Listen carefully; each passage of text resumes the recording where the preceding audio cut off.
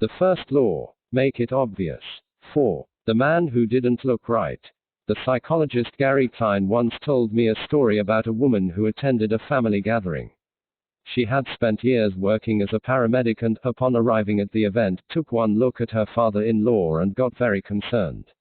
"I don't like the way you look," she said. Her father-in-law, who was feeling perfectly fine, jokingly replied, "Well, I don't like your looks, either." "No," she insisted. "You need to go to the hospital now." A few hours later, the man was undergoing life-saving surgery after an examination had revealed that he had a blockage to a major artery and was at immediate risk of a heart attack. Without his daughter-in-law's intuition, he could have died. What did the paramedic see? How did she predict his impending heart attack? When major arteries are obstructed, the body focuses on sending blood to critical organs and away from peripheral locations near the surface of the skin. The result is a change in the pattern of distribution of blood in the face. After many years of working with people with heart failure, the woman had unknowingly developed the ability to recognize this pattern on sight. She couldn't explain what it was that she noticed in her father-in-law's face, but she knew something was wrong. Similar stories exist in other fields.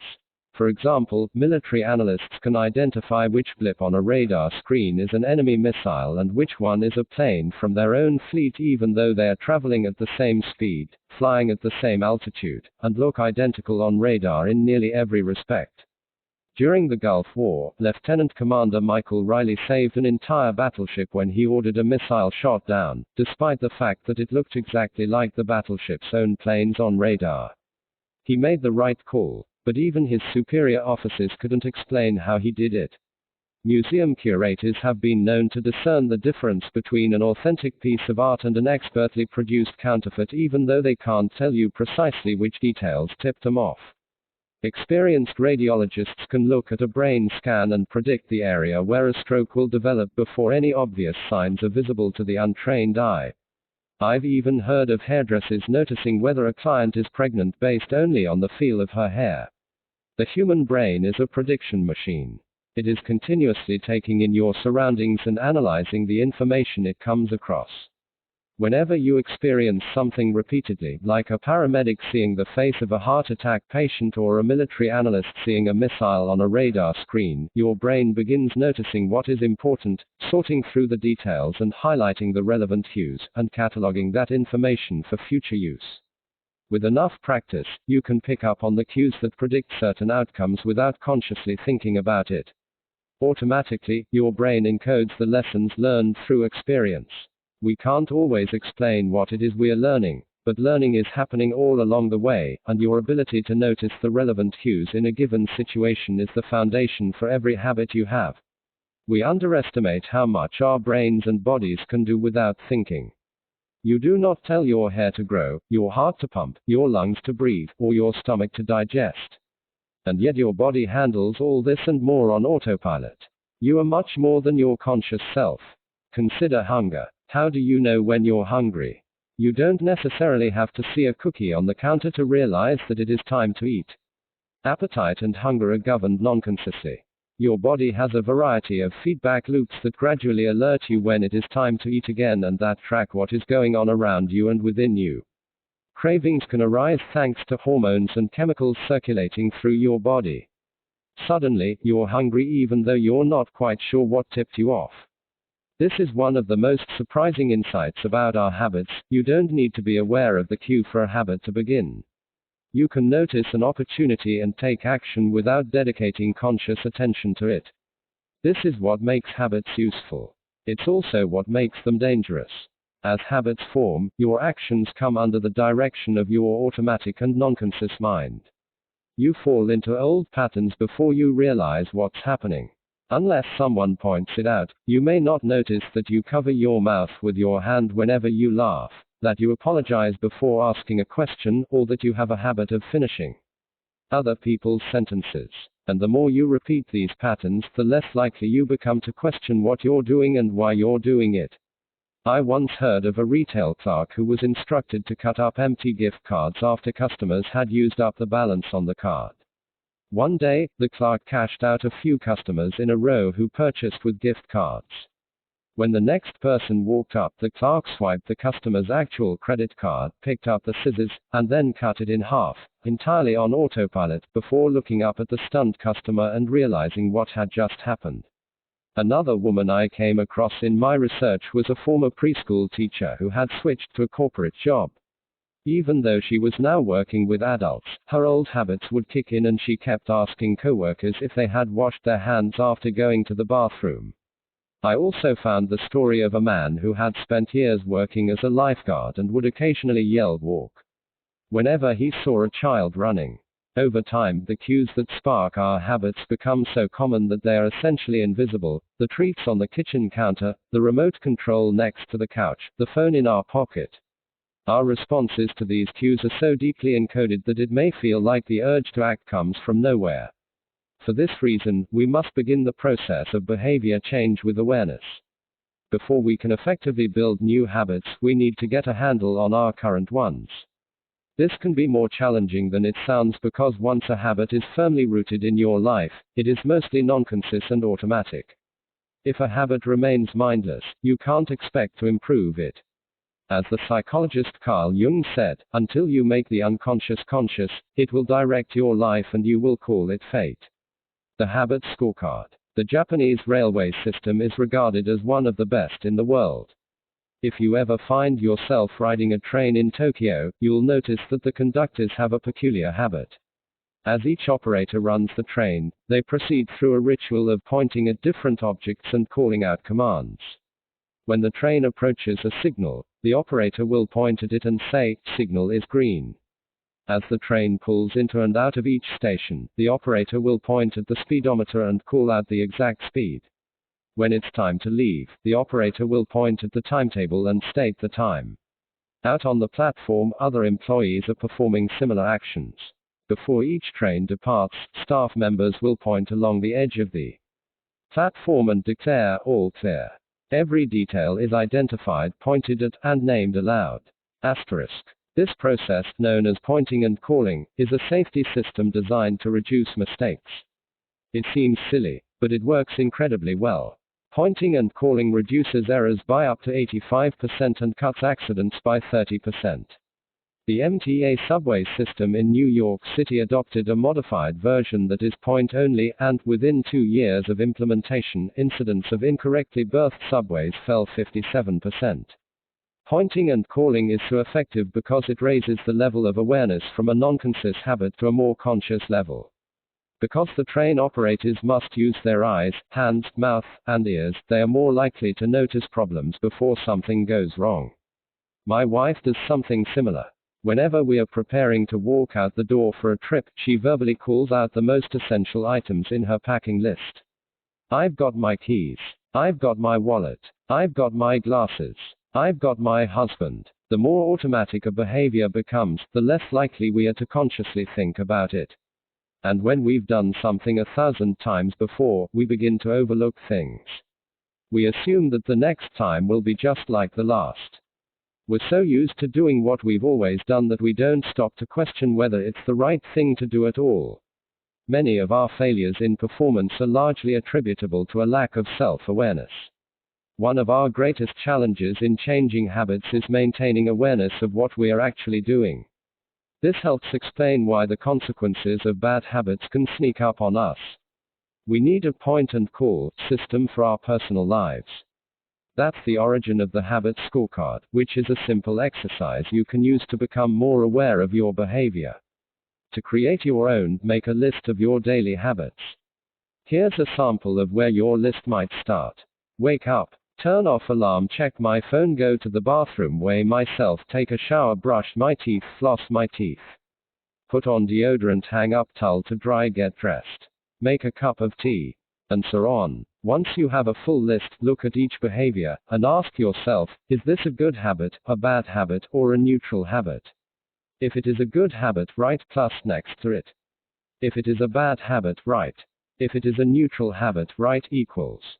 For example, the list above might look like this.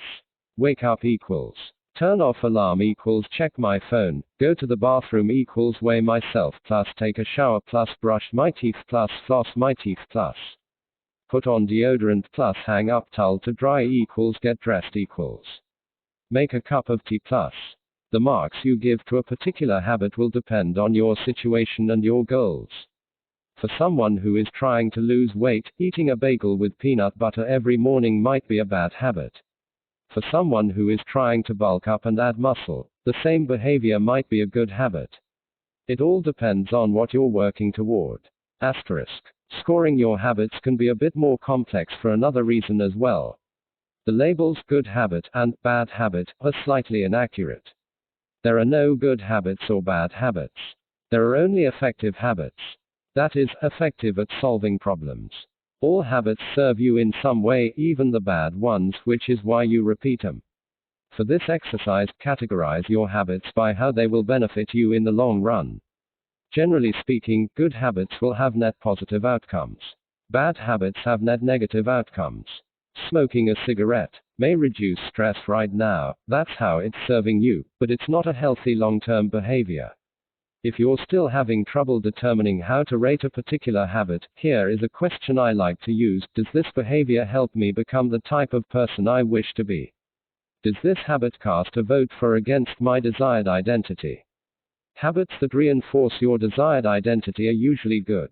Habits that conflict with your desired identity are usually bad. As you create your habit scorecard, there is no need to change anything at first. The goal is to simply notice what is actually going on. Observe your thoughts and actions without judgment or internal criticism. Don't blame yourself for your faults. Don't praise yourself for your successes. If you eat a chocolate bar every morning, acknowledge it almost as if you were watching someone else. Oh, how interesting that they would do such a thing. If you binge eat, simply notice that you are eating more calories than you should. If you waste time online, notice that you are spending your life in a way that you do not want to. The first step to changing bad habits is to be on the lookout for them. If you feel like you need extra help, then you can try pointing and calling in your own life. Say out loud the action that you are thinking of taking and what the outcome will be. If you want to cut back on your junk food habit but notice yourself grabbing another cookie, say out loud, I'm about to eat this cookie, but I don't need it. Eating it will cause me to gain weight and hurt my health. Hearing your bad habit spoken aloud makes the consequences seem more real. It adds weight to the action rather than letting yourself mindlessly slip into an old routine. This approach is useful even if you're simply trying to remember a task on your to-do list. Just saying out loud, tomorrow, I need to go to the post office after lunch, increases the odds that you'll actually do it. You're getting yourself to acknowledge the need for action, and that can make all the difference.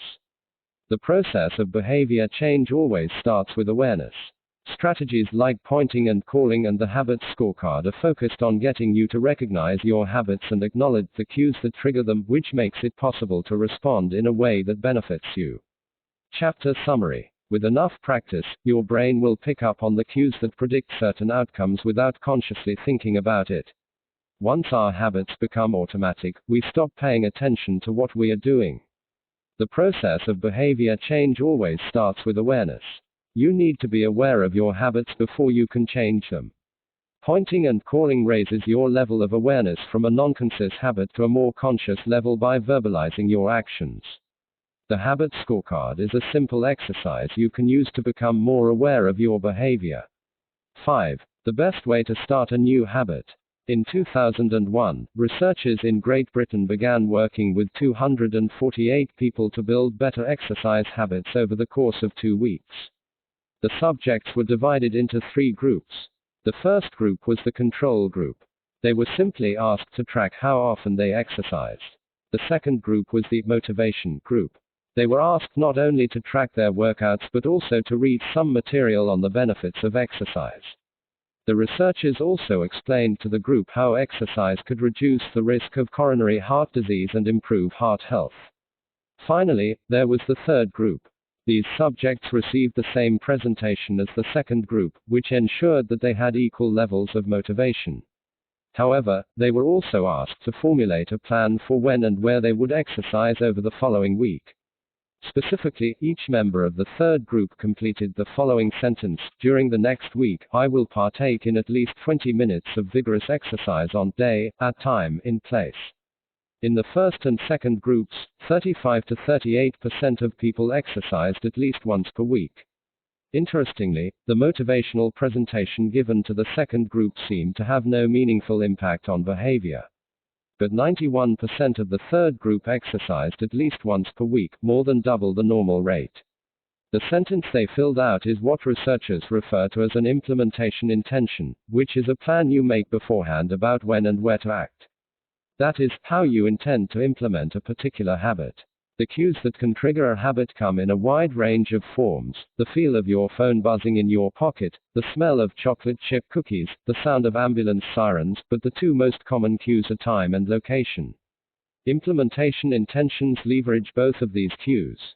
Broadly speaking, the format for creating an implementation intention is: when situation X arises, I will perform response Y. Hundreds of studies have shown that implementation intentions are effective for sticking to our goals, whether it's writing down the exact time and date of when you will get a flu shot or recording the time of your colonoscopy appointment. They increase the odds that people will stick with habits like recycling, studying, going to sleep early, and stopping smoking. Researchers have even found that voter turnout increases when people are forced to create implementation intentions by answering questions like: what route are you taking to the polling station? At what time are you planning to go? What bus will get you there?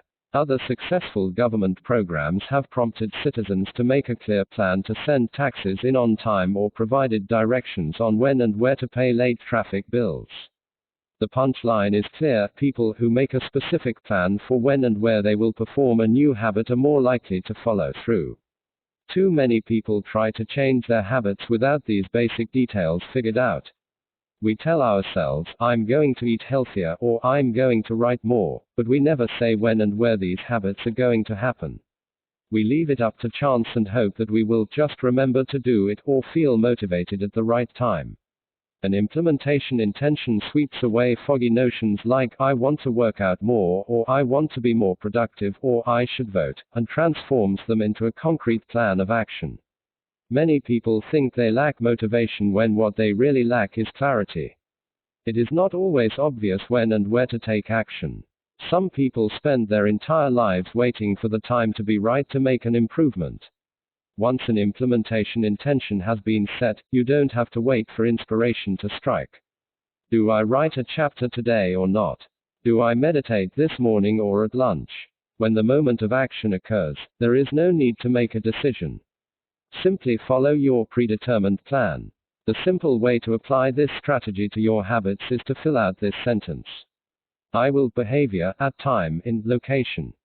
Meditation. I will meditate for 1 minute at 7 a.m. in my kitchen.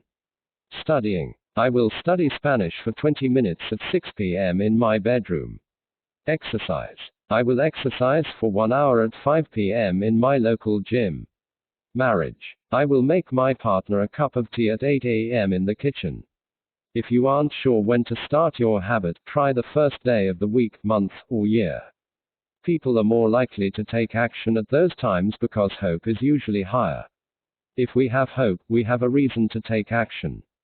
A fresh start feels motivating. There is another benefit to implementation intentions. Being specific about what you want and how you will achieve it helps you say no to things that derail progress, distract your attention, and pull you off course. We often say yes to little requests because we are not clear enough about what we need to be doing instead. When your dreams are vague, it's easy to rationalize little exceptions all day long and never get around to the specific things you need to do to succeed. Give your habits a time and a space to live in the world. The goal is to make the time and location so obvious that, with enough repetition, you get an urge to do the right thing at the right time, even if you can't say why. As the writer Jason Zweig noted, obviously you're never going to just work out without conscious thought. But like a dog salivating at a bell, maybe you start to get antsy around the time of day you normally work out. There are many ways to use implementation intentions in your life and work. My favorite approach is one I learned from Stanford professor B.J. Fogg, and it is a strategy I refer to as habit stacking. Habit stacking, a simple plan to overhaul your habits. The French philosopher Denis Diderot lived nearly his entire life in poverty, but that all changed one day in 1765. Diderot's daughter was about to be married and he could not afford to pay for the wedding.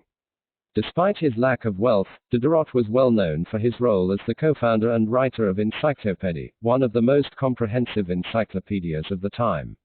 When Catherine the Great, the Empress of Russia, heard of Diderot's financial troubles, her heart went out to him. She was a book lover and greatly enjoyed his encyclopedia. She offered to buy Diderot's personal library for £1,000, more than $150,000 today.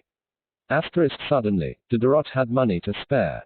With his new wealth, he not only paid for the wedding but also acquired a scarlet robe for himself. Diderot's scarlet robe was beautiful. So beautiful, in fact, that he immediately noticed how out of place it seemed when surrounded by his more common possessions. He wrote that there was no more coordination, no more unity, no more beauty, between his elegant robe and the rest of his stuff. Diderot soon felt the urge to upgrade his possessions. He replaced his rug with one from Damascus. He decorated his home with expensive sculptures. He bought a mirror to place above the mantel and a better kitchen table. He tossed aside his old straw chair for a leather one. Like falling dominoes, one purchase led to the next. Diderot's behavior is not uncommon. In fact, the tendency for one purchase to lead to another one has a name: the Diderot effect. The Diderot effect states that obtaining a new possession often creates a spiral of consumption that leads to additional purchases. You can spot this pattern everywhere. You buy a dress and have to get new shoes and earrings to match. You buy a couch and suddenly question the layout of your entire living room. You buy a toy for your child and soon find yourself purchasing all of the accessories that go with it. It's a chain reaction of purchases. Many human behaviors follow this cycle. You often decide what to do next based on what you have just finished doing. Going to the bathroom leads to washing and drying your hands, which reminds you that you need to put the dirty towels in the laundry, so you add laundry detergent to the shopping list, and so on. No behavior happens in isolation. Each action becomes a cue that triggers the next behavior. Why is this important? When it comes to building new habits, you can use the connectedness of behavior to your advantage. One of the best ways to build a new habit is to identify a current habit you already do each day and then stack your new behavior on top. This is called habit stacking. Habit stacking is a special form of an implementation intention. Rather than pairing your new habit with a particular time and location, you pair it with a current habit. This method, which was created by B.J. Fogg as part of his Tiny Habits program, can be used to design an obvious cue for nearly any habit. The habit stacking formula is: after current habit, I will new habit. For example, meditation. After I pour my cup of coffee each morning, I will meditate for 1 minute. Exercise.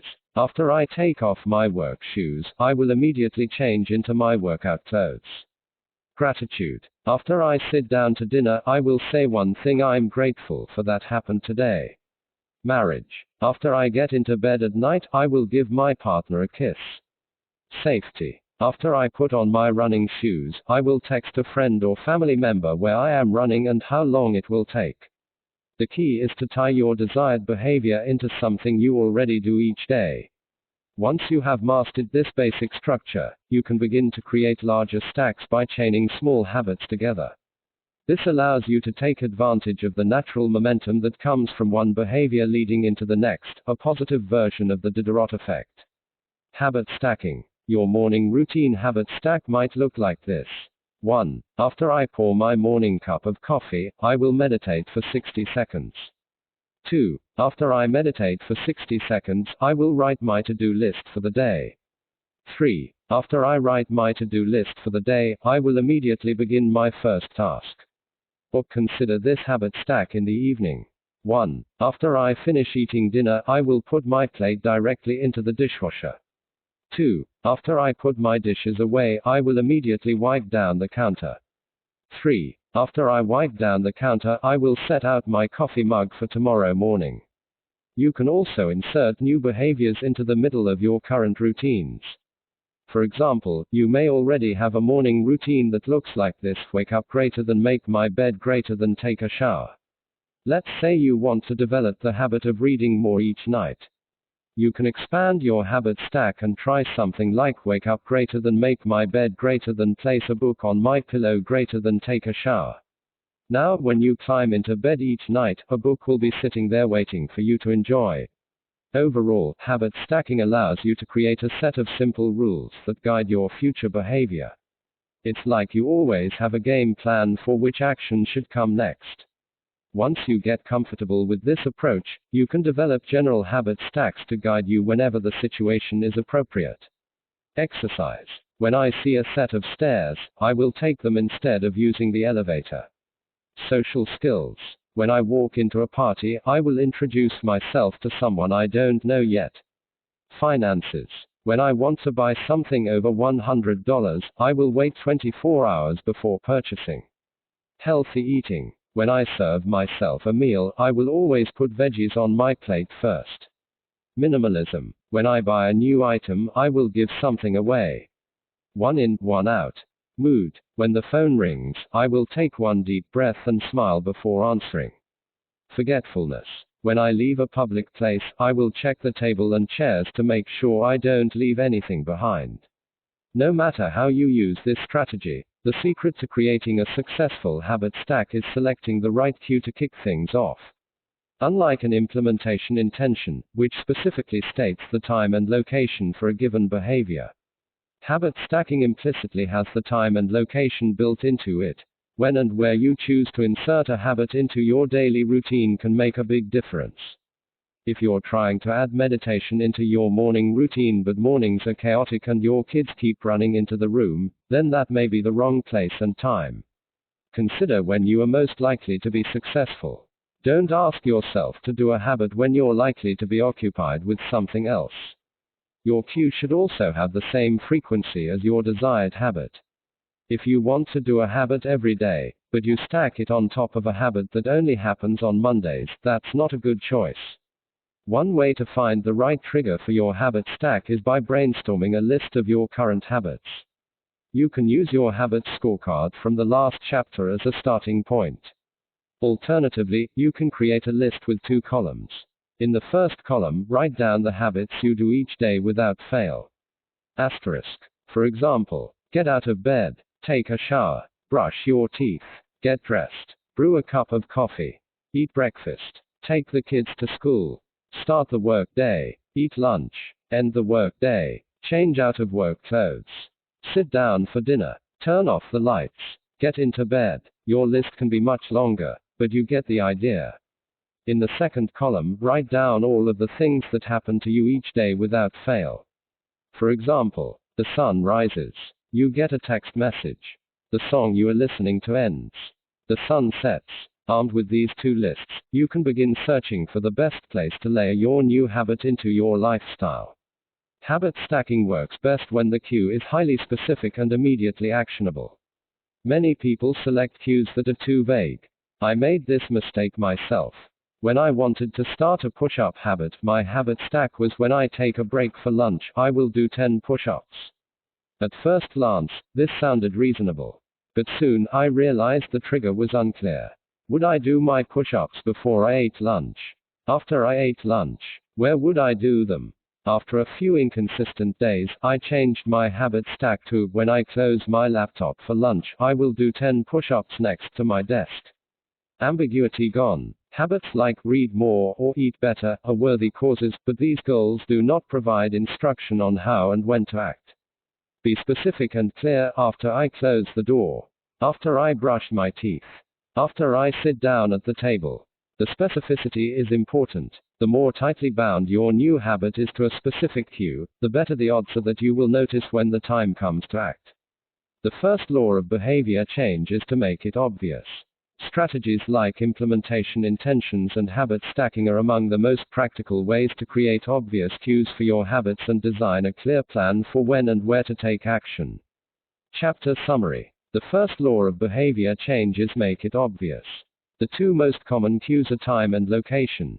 Creating an implementation intention is a strategy you can use to pair a new habit with a specific time and location.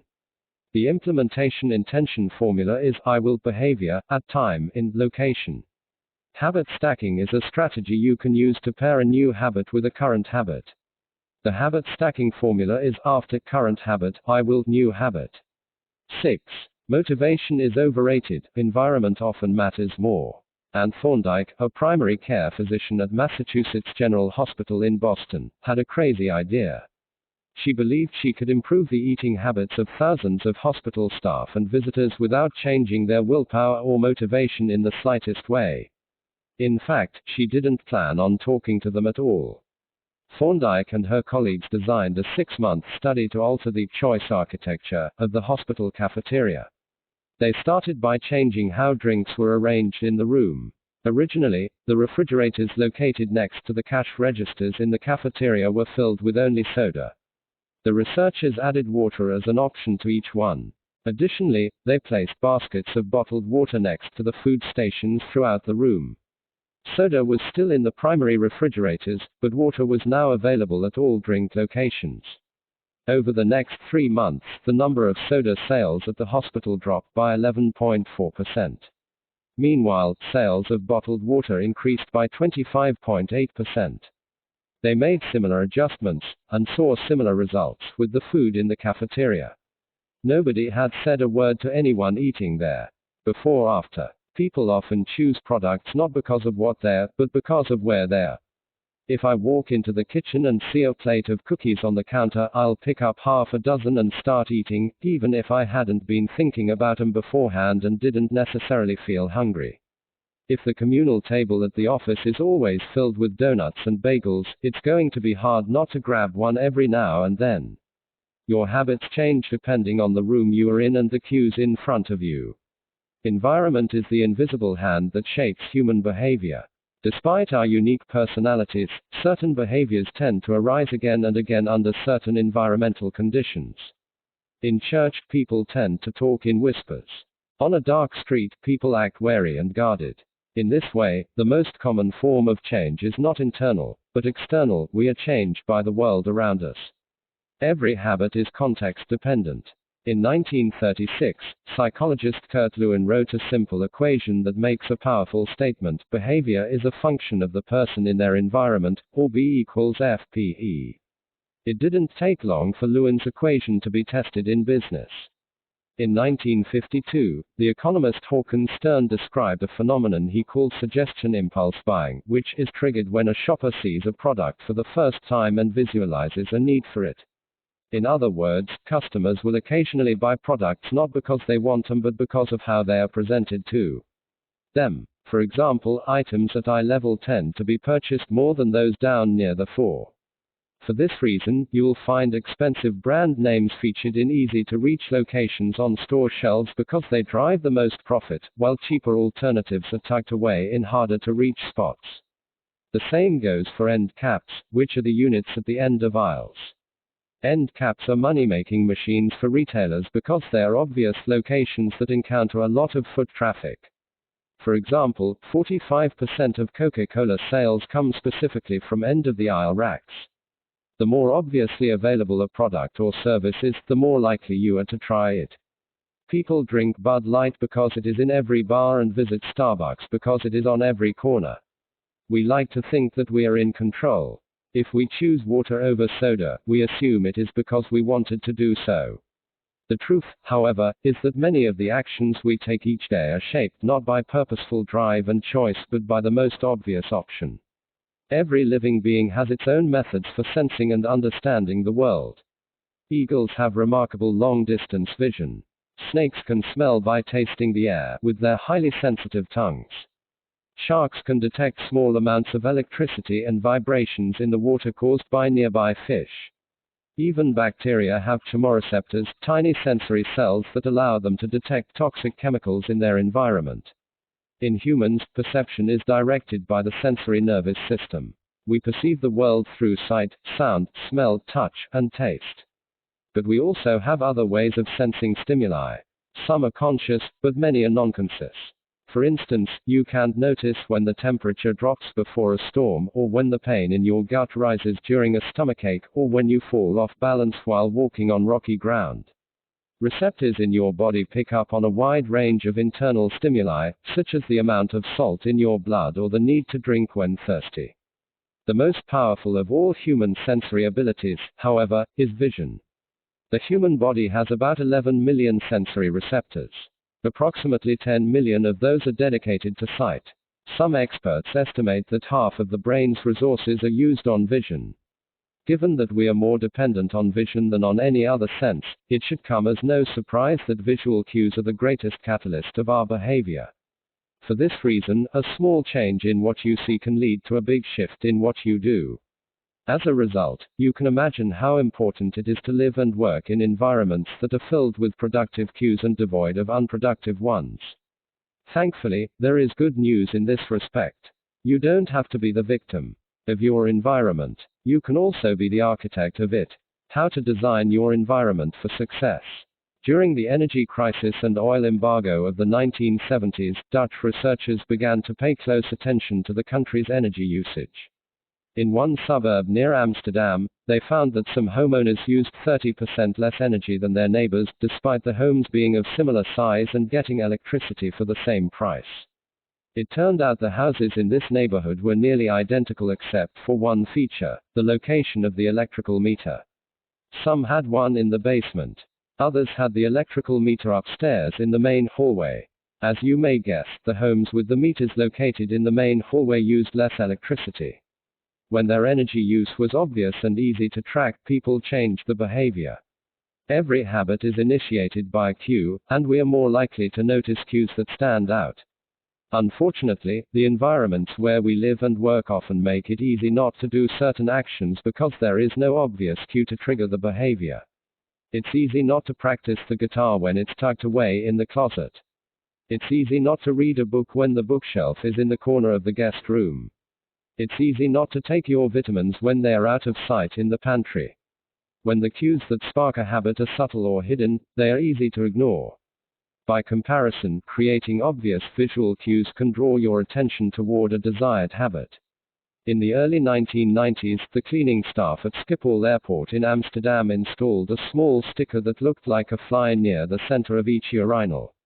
Apparently, when men stepped up to the urinals, they aimed for what they thought was a bug. The stickers improved their aim and significantly reduced spillage around the urinals. Further analysis determined that the stickers cut bathroom cleaning costs by 8% per year. I've experienced the power of obvious cues in my own life. I used to buy apples from the store, put them in the crisper in the bottom of the refrigerator, and forget all about them. By the time I remembered, the apples would have gone bad. I never saw them, so I never ate them. Eventually, I took my own advice and redesigned my environment. I bought a large display bowl and placed it in the middle of the kitchen counter. The next time I bought apples, that was where they went, out in the open where I could see them. Almost like magic, I began eating a few apples each day simply because they were obvious rather than out of sight. Here are a few ways you can redesign your environment and make the cues for your preferred habits more obvious.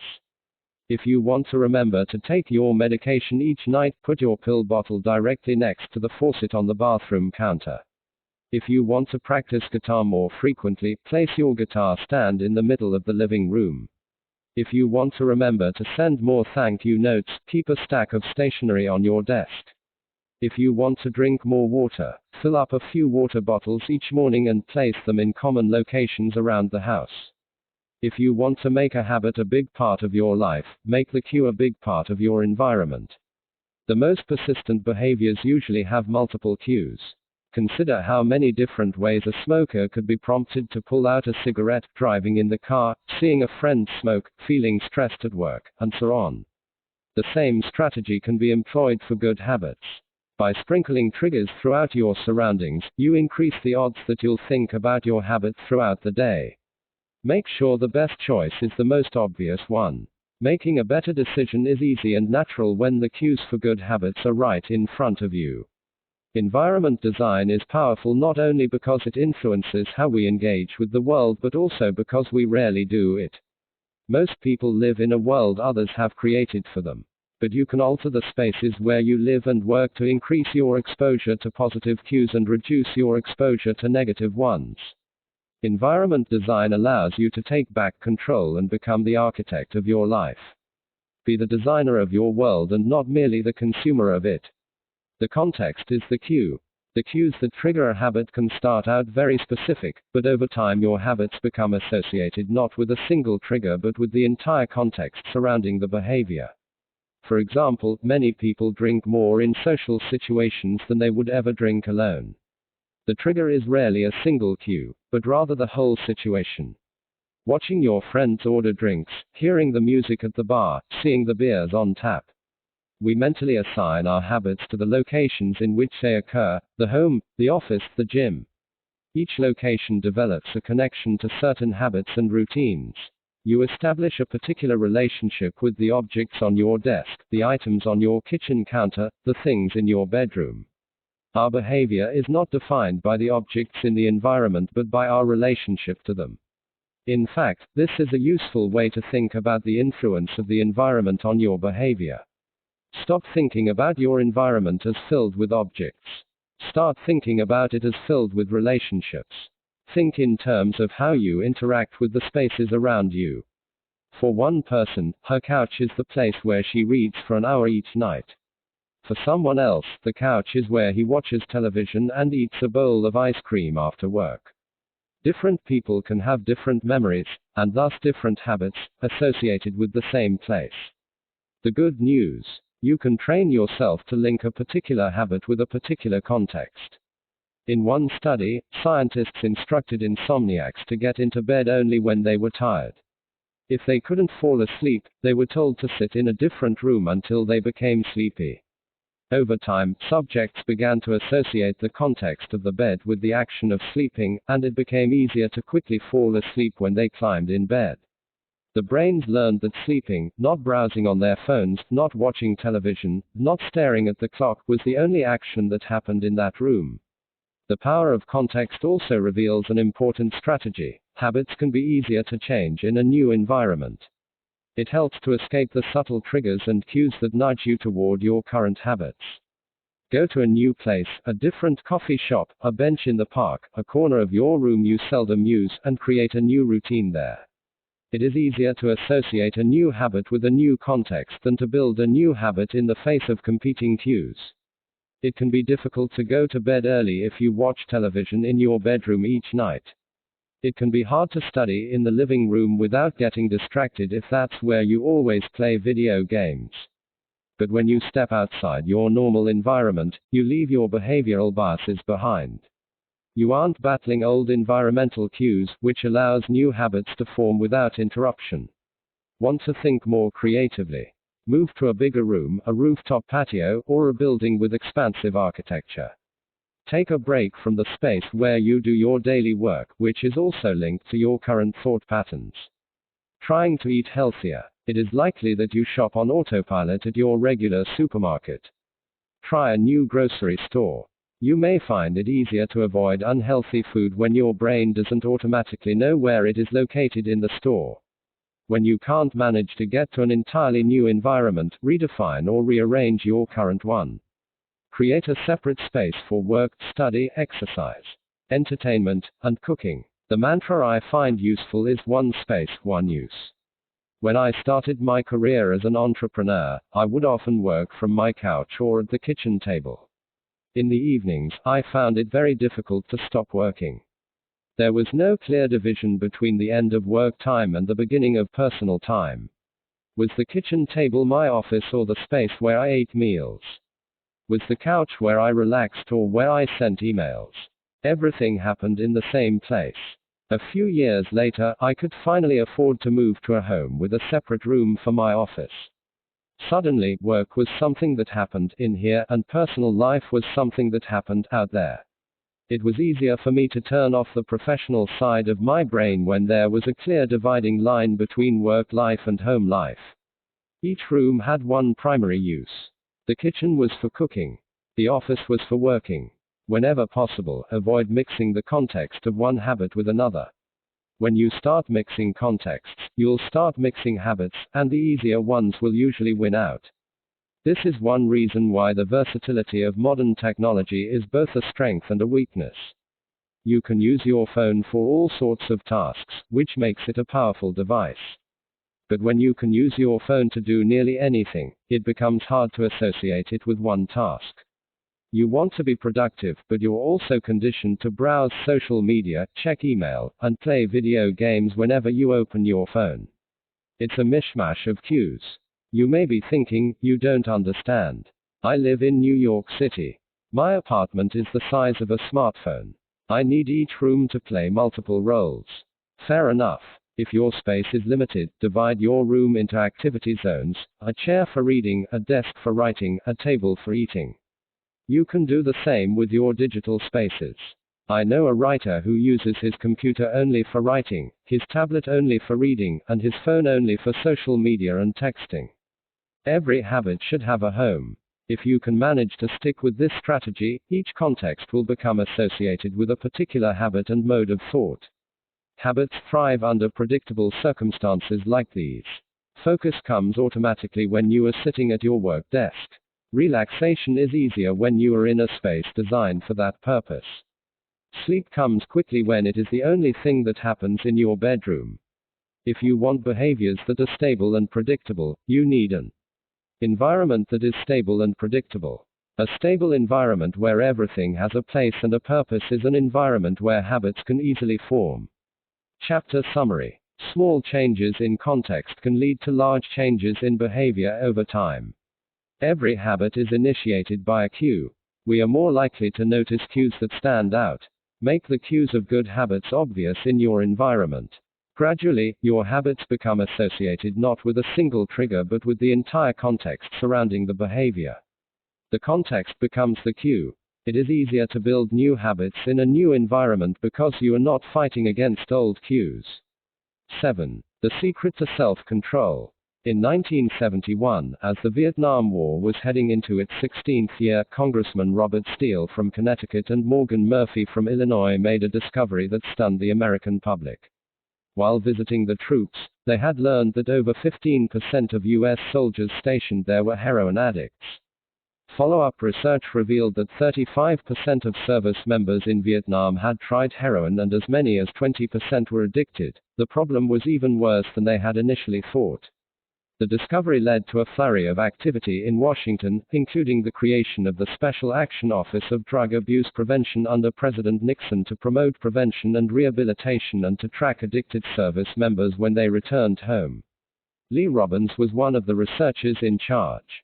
In a finding that completely upended the accepted beliefs about addiction, Robbins found that when soldiers who had been heroin users returned home, only 5% of them became re-addicted within a year, and just 12% relapsed within 3 years.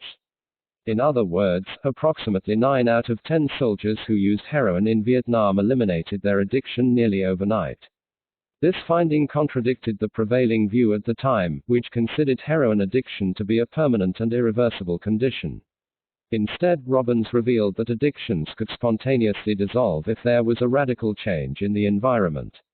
In Vietnam, soldiers spent all day surrounded by cues triggering heroin use. It was easy to access. They were engulfed by the constant stress of war. They built friendships with fellow soldiers who were also heroin users, and they were thousands of miles from home.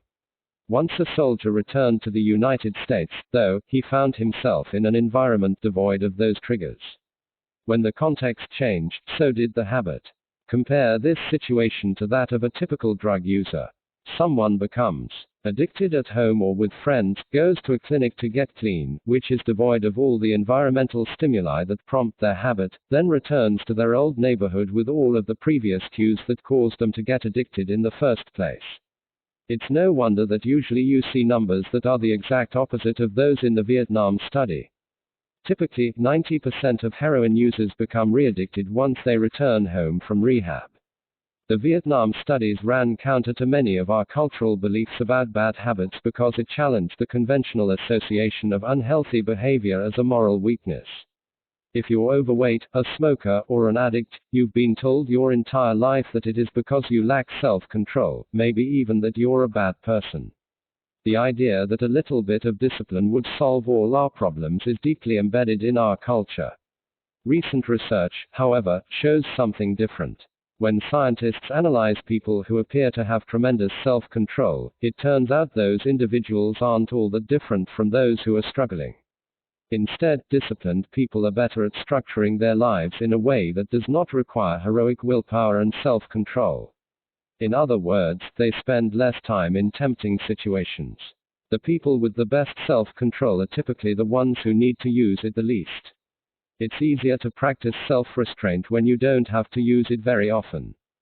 So, yes, perseverance, grit, and willpower are essential to success, but the way to improve these qualities is not by wishing you were a more disciplined person, but by creating a more disciplined environment. This counterintuitive idea makes even more sense once you understand what happens when a habit is formed in the brain. A habit that has been encoded in the mind is ready to be used whenever the relevant situation arises. When Patty Olwell, a therapist from Austin, Texas, started smoking, she would often light up while riding horses with a friend. Eventually, she quit smoking and avoided it for years. She had also stopped riding. Decades later, she hopped on a horse again and found herself craving a cigarette for the first time in forever. The cues were still internalized, she just hadn't been exposed to them in a long time. Once a habit has been encoded, the urge to act follows whenever the environmental cues reappear. This is one reason behavior change techniques can backfire. Shaming obese people with weight loss presentations can make them feel stressed, and as a result many people return to the favorite coping strategy, overeating. Showing pictures of blackened lungs to smokers leads to higher levels of anxiety, which drives many people to reach for a cigarette. If you're not careful about cues, you can cause the very behavior you want to stop. Bad habits are autocatalytic, the process feeds itself. They foster the feelings. They try to numb. You feel bad, so you eat junk food. Because you eat junk food, you feel bad. Watching television makes you feel sluggish, so you watch more television because you don't have the energy to do anything else. Worrying about your health makes you feel anxious, which causes you to smoke to ease your anxiety, which makes your health even worse, and soon you're feeling more anxious. It's a downward spiral, a runaway train of bad habits. Researchers refer to this phenomenon as cue-induced wanting. An external trigger causes a compulsive craving to repeat a bad habit. Once you notice something, you begin to want it. This process is happening all the time, often without us realizing it. Scientists have found that showing addicts a picture of cocaine for just 33 milliseconds stimulates the reward pathway in the brain and sparks desire. This speed is too fast for the brain to consciously register. The addicts couldn't even tell you what they had seen, but they craved the drug all the same. Here's the punchline: you can break a habit, but you're unlikely to forget it. Once the mental grooves of habit have been carved into your brain, they are nearly impossible to remove entirely, even if they go unused for quite a while. And that means that simply resisting temptation is an ineffective strategy. It is hard to maintain a Zen attitude in a life filled with interruptions. It takes too much energy. In the short run, you can choose to overpower temptation. In the long run, we become a product of the environment that we live in. To put it bluntly, I have never seen someone consistently stick to positive habits in a negative environment. A more reliable approach is to cut bad habits off at the source. One of the most practical ways to eliminate a bad habit is to reduce exposure to the cue that causes it.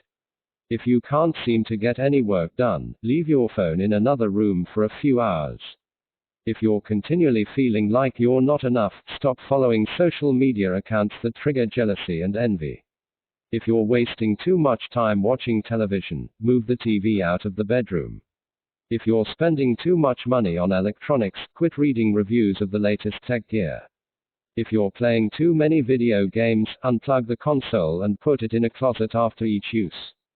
This practice is an inversion of the first law of behavior change. Rather than make it obvious, you can make it invisible. I'm often surprised by how effective simple changes like these can be. Remove a single cue and the entire habit often fades away. Self-control is a short-term strategy, not a long-term one.